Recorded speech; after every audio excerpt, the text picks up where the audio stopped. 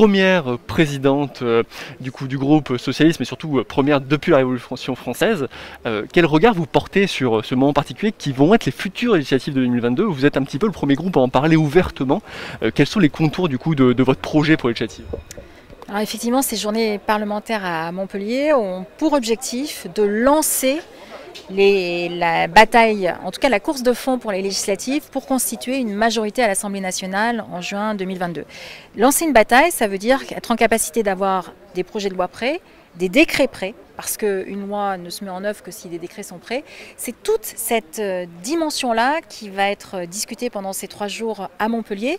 Et surtout aussi, c'est pour donner des billes à l'ensemble des candidats et des candidates que nous aurons sur l'ensemble des territoires. C'est extrêmement important.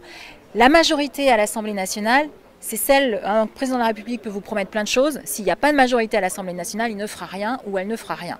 Eh bien, c'est bien cette dimension-là que nous voulons porter ici à Montpellier. Quel est le profil type d'un futur candidat aux législatives? Le socialisme a été un mot, on va dire, valise pendant quelques années. Quel est le profil type, surtout si on a une majorité et un président comme vous le portez vous, Anne Hidalgo? Alors, effectivement, on va pas se mentir, à votre micro, les socialistes ont subi une lourde défaite en 2017. Je ne sais pas s'il y a un profil type. Moi, ce que j'ai dit, ce que je pense, c'est qu'il faut que ça se fasse en concertation avec les territoires.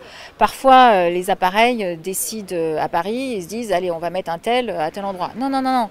Il faut du localo-local, c'est indispensable, c'est-à-dire une personne qui soit bien implantée, qui ait aussi des convictions, qui soit sincère et qui ait cette capacité à défendre des idées. Encore une fois, une élection législative, c'est porter un programme, mais toujours être en capacité d'expliquer comment ce programme va se décliner sur le territoire.